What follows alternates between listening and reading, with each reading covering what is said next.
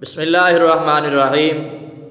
آج ہم آپ کے سامنے جھوٹے مذہب کے مداریوں میں سے ایک مداری کے جھوٹ کو آپ کے سامنے واضح کرنا چاہتے ہیں، اور آپ سنیں اور اندازہ کریں کہ کس قدر یہ جھوٹا آدمی ہے جس نے حضرت حسین رضی اللہ عنہ پر جھوٹ بولا اور کہا کہ قرآن کریم نازل ہونے سے پہلے حضرت حسین رضی اللہ عنہ قرآن کریم کو پڑھتے تھے اور جانتے تھے۔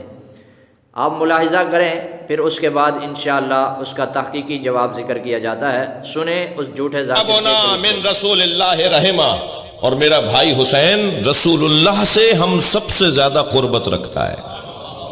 رسول کے قریب ترین اگر کوئی وجود ہے تو وہ میرا بھائی حسین ہے۔ کون کہہ رہا ہے؟ امام حسن امام حسین کے لیے۔ یہ تین جملے آپ نے سن لیے، دو اور سنیے جو امام حسن نے فرمایا کانا یقرأ الوحی قبل ان ينطق، حسین نے قرآن نازل ہونے سے پہلے قرآن پڑھ لیا تھا۔ یہ فضیلت فرما رہے ہیں میرے بھائی نے قرآن نازل ہونے سے پہلے قرآن پڑھ لیا تھا۔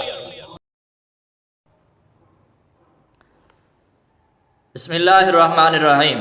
آپ نے سماعت کیا کہ اس ذاکر نے کس قدر حضرت حسین رضی اللہ عنہ کی توہین کر کے حضرت حسین رضی اللہ عنہ پر جھوٹ بولا، اور قرآن کریم کی بھی توہین کی، اور نبی آخر الزمان امام الانبیاء خاتم المعصومین پیغمبر کی بھی توہین کی، اور وحی کا بھی انکار کیا۔ تو اس ساری صورتوں کو دیکھنے کے لیے سب سے پہلے ہمیں اس بات کو دیکھنا ہے کہ حضرت حسین رضی اللہ عنہ کی ولادت مبارک کب ہوئی اور نزول قرآن کب ہوا۔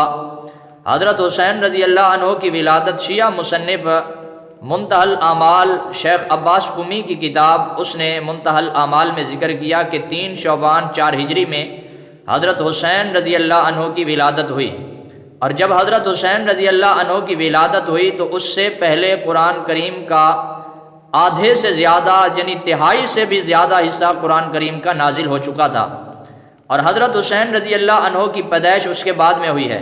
تو اس جھوٹے ذاکر سے کوئی پوچھے کہ جب ولادت ہی بعد میں ہوئی ہے تو پہلے قرآن کہاں پڑھتے تھے؟ حضرت حسین رضی اللہ عنہ کی ولادت کا بھی انکار کیا، اور پھر اگر دوسری صورت میں دیکھا جائے کہ حضرت حسین رضی اللہ عنہ تو نزول سے پہلے قرآن پڑھتے تھے، تو ان کے نانا، اگر نانا نے بھی نزول سے پہلے قرآن پڑھا ہے تو پھر قرآن کریم کے نازل کرنے کا کیا مقصد تھا؟ تو پھر تو نزول ہی فضول ہو جاتا ہے۔ تو اس جھوٹے ذاکر نے پورے اسلام کی توہین کی ہے، اور اگر ولادت کے بعد قرآن کریم کو پڑھا ہے اور نازل ہونے سے پہلے تو پھر نزول سے پہلے نہیں ہو سکتا، کیونکہ نزول پہلے ہو چکا تھا۔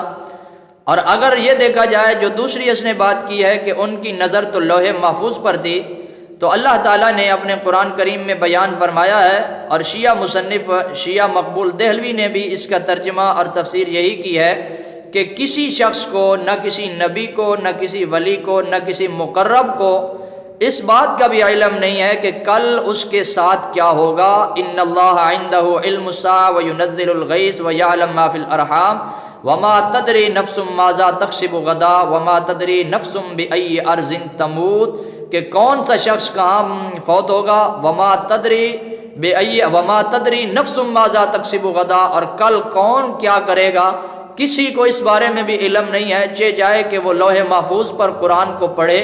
تو اس شخص نے کس قدر جھوٹ بولا اور اسلام کی اور ضروریات دین کی اور حضرت حسین رضی اللہ عنہ اور حضرت حسن رضی اللہ عنہ کی طرف جھوٹ منسوب کر کے کس قدر اس نے اہانت کی اور ان مقدس شخصیات کی توہین کی۔ دعا ہے اللہ تعالی ہم سب کو ایسے جھوٹے ذاکروں سے اور ایسے جھوٹے مذہب سے محفوظ فرمائے۔